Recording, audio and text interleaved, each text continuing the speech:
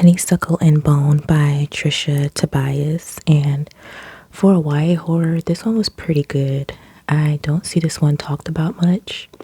It follows a young woman who is looking for a fresh start and takes a job in Jamaica to learn more about her roots. And this job is as an au pair for a wealthy Jamaican family at their estate.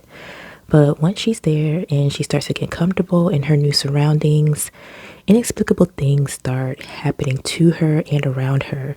And she realizes something there knows her secret. And again, like I said, for a YA horror, this one was really good. Next is When the Night Whispers by Savannah Wells. This is an adult romance horror that I stumbled across because, like most of these, I never seen anyone else talking about it. And that could be because this one is a little old. I do enjoy older books. It was published in 2013, and it's about a woman who moves back into her childhood home and finds this old journal written by her great-grandmother, which tells a tale of seduction by a lover whom she describes as both a savior and a demon. And there's so much more I could say about this book, but I don't want to spoil it for anyone who hasn't read it yet. It does go a lot deeper, and this one was really, really good. This Cursed House by Del Sandine. This is one I do see talked about a lot, and I'm really happy about that. The reading experience for me with this one was okay. It started off great, then kind of dropped off a bit in the middle, especially when you started to meet some of the family members. But it picked back up well towards the end. So I do recommend this one if you're into ghosts, curses, and haunted houses. It follows a woman who leaves her life in Chicago behind to work for a prominent family in New Orleans. But she learns a shocking secret about this family and why they really hired her. And now she can't get away. Okay, so I have 2 copies of this next book. On Sunday, She Picked Flowers. And I would say there are 2 books on this list that I can't decide which is my favorite read of the year and my favorite horror book of all time, but they're both on this list. And now that I think about it, they are both very similar in some of the themes that they explore. One main theme really sticks out to me that they both talk about in this book. I read this first one. On Sundays, She Picked Flowers by Yaya Schofield. This is one of the original covers of this book that I got a while back because I'm gonna just be honest, when I found out that this book was being republished by a traditional publisher, I kind of knew that a lot of things were going to be changed in the book. So I wanted to make sure I had a copy of the original book before the new version comes out, in which I know it's gonna be just as great, but I've already started reading a few pages of it, and it starts off a little bit different. So I'm glad I got to read this one first. And the way this book finished me, I have never finished a book and immediately wanted to go back to the beginning and start again. This was a perfect read. It's about a woman who flees the only home she's ever known to live alone in a strange house in some strange woods. That's all I'm going to tell you because I need you to experience this masterpiece on your own. I mean, you can read the synopsis, but I highly recommend that you don't. Trust me, just trust me. I'm going to be an influencer for a moment and just say, if you got it, pre-order this book right now. Here is the newer version, and it comes out on January 27th. So yeah, if you got it, pre-order it right now. Like, pause this video, go to whatever site you pre-order and purchase your books from, and pre-order it. It's worth it. Or set a reminder on your phone right now for January 27th to request it at your library or get in line for it on Libby, because there's going to be a line. It's going to be a long wait. So get the book when it comes out on January 27th. Open it to the first page and start reading, and just let me know what you think. Okay, so next is We Came to Welcome You by Vincent Torrado. One thing I always say when it comes to picking books is read what calls to you, regardless of what ratings and reviews and other creators say. Because this book has some less than stellar ratings, but I still took a chance on it because the synopsis just called to me. And if you've ever dealt with an HOA and homeowners association, then you just know. Had I not read this book, there would be 3 less horror books on this list. So yeah, it's about a couple who move into a neighborhood, and the homeowners association has some really weird rules that must be followed. Hollow Tongue by Eden Royce, and it's a part of an anthology series by Raw Dog Screaming Press, and I just happened upon it. I think I was just maybe perusing Instagram one day, and she may have posted about it, or it was tagged in a post by Raw Dog Screaming Press. But however, I found out about this book, and I'm so glad that I did, because this was really, really, really good. It's definitely in my top 5 reads of the year. Another type of horror story that I really enjoy is one built around a sense of impending doom. This one does it really well in what is considered a short story. This is just under 100 pages, I believe. Yeah, right at like 95 pages, and the pacing was perfect. I never felt that the story dragged or the story was rushed at any point. The whole time I was wondering what's about to happen in a good way. This is about a woman who gets a notice in the mail and has to drive to her childhood home to check on her parents, but when she gets there, they are nowhere to be found. Of course, this is on my list, and if you were guessing, it was the second book that is in competition for favorite read of the year and favorite horror book of all time, you would be right. I have nothing but good things to say about this book. I'm currently listening to the audiobook of it right now, and I'm just like so caught up in it as I was the first time reading it. And I really, really like this narrator, this audio narrator. She does such a good job in everything that I've listened to that she's read. She is phenomenal. I have nothing but good things to say about this book, but I'm just going to keep it simple and say that it was the foreshadowing and impending doom for me. 2 very important elements that I think make good horror, and it's such an intense read and the type of book I just didn't want to end. And what I love that absolute most is black, all black. It's about an isolated all black town that doesn't take to outsiders or what's going on in the outside world. They have their own rules and rituals and repercussions for individuals who don't fall in line. They do not play. Psychopomp and Circumstance by Eden Royce. Okay, ever since I heard about this book, I had no idea what psychopomp meant. And ever since I looked it up, I've been seeing this word a lot. And another book series that I read this year that I didn't put on this list because I didn't quite find it horror.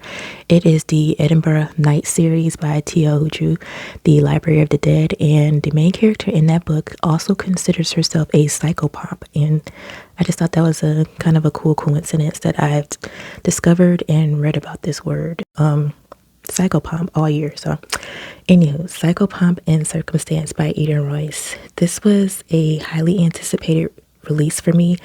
I was really looking forward to it. It is shorter than I expected. It's around 100.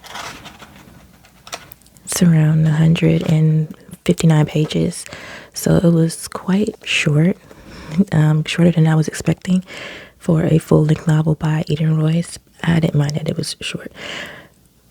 So it's about a coddled daughter of a well-to-do black family who takes it upon herself to see to the planning of her late aunt's funeral service. And that's usually a job reserved for someone who knows what they're doing. But she wants to prove herself, and she goes to stay in her late aunt's home to plan this, but discovers unsettling things in the home.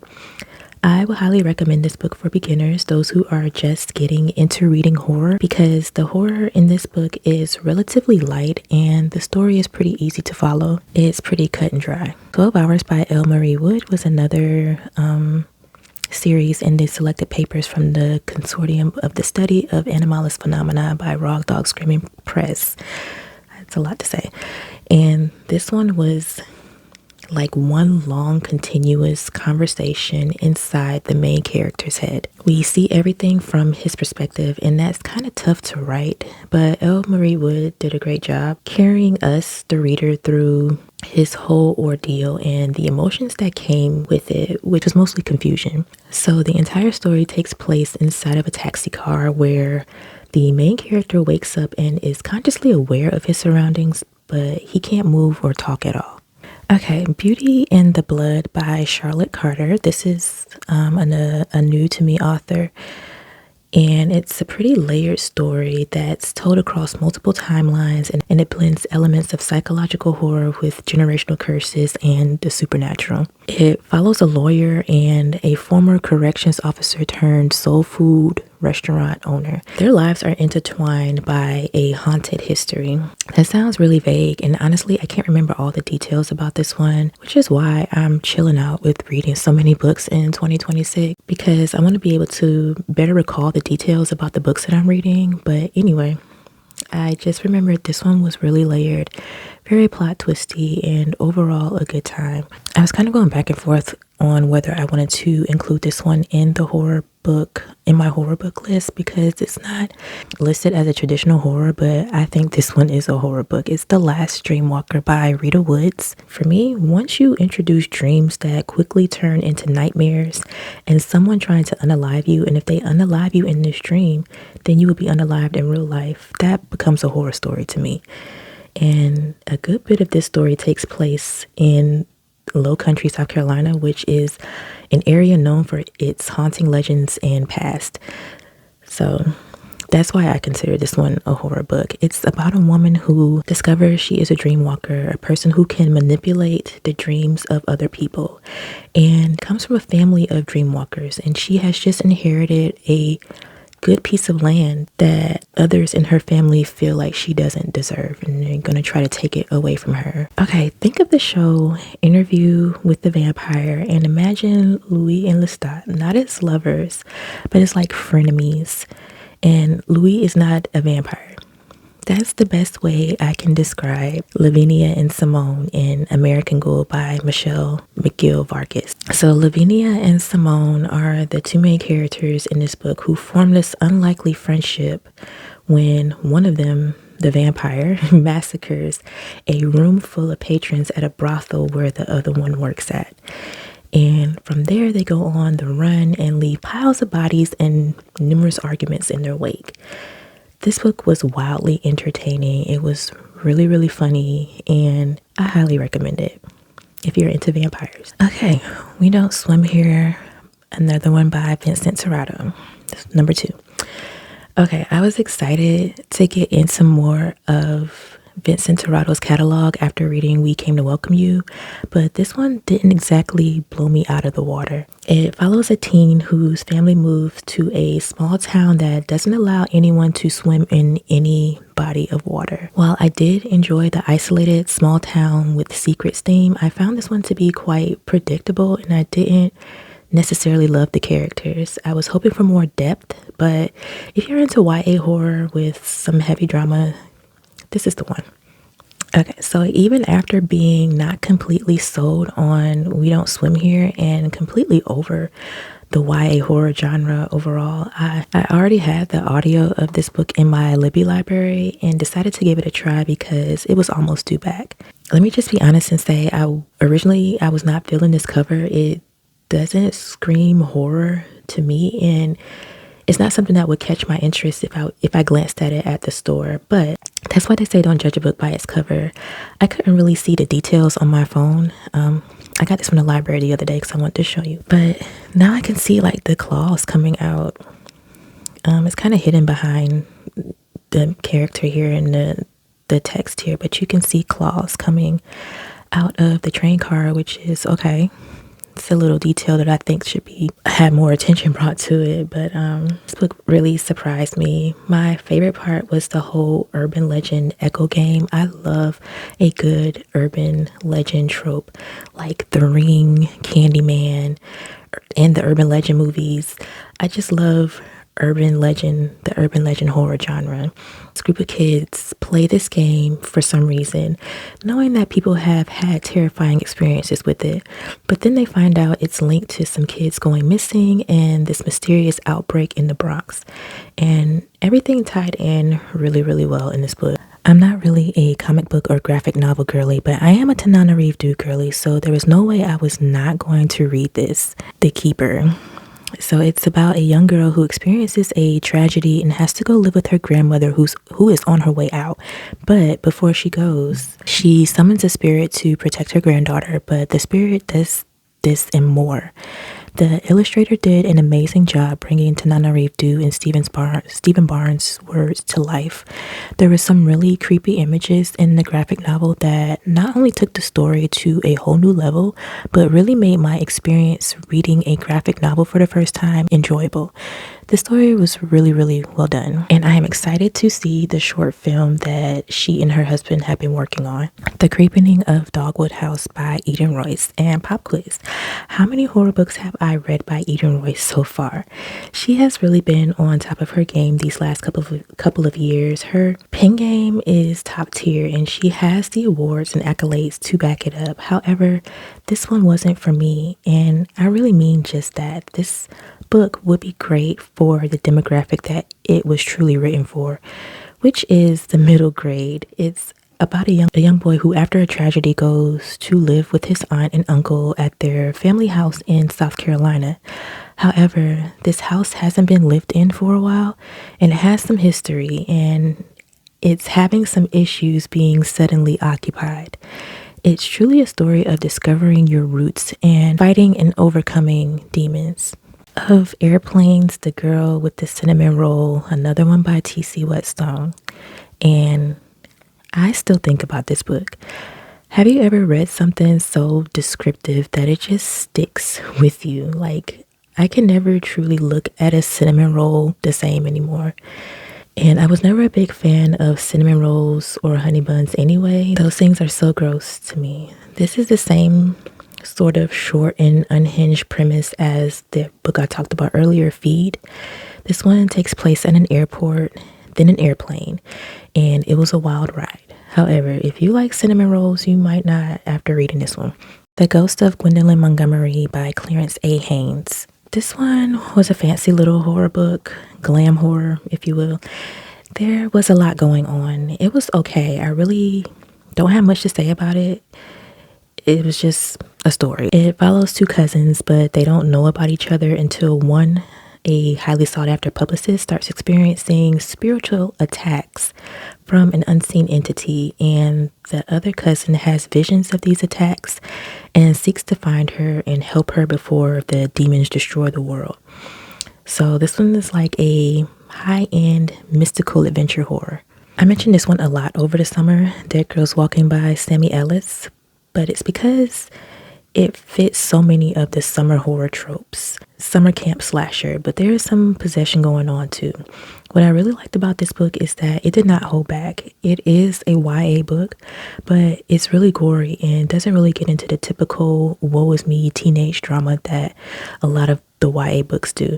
It sticks to the horror. I do feel like it could have maybe been 10 to 12 chapters shorter, but again, the horror was unrelenting, so I didn't mind the parts that dragged so much. And oh yeah, it takes place at an all-black, all-queer summer camp for horror lovers. Like, how perfect is that setting? And it follows the daughter of a serial unaliver who is only there to find out where he buried her mother's body. Greedy Choke Puppy by Nalo Hopkinson. I don't think I'll ever get tired of reading about skin witches and sukiyants and buhags. Just give me all the chilling Caribbean folklore vibes.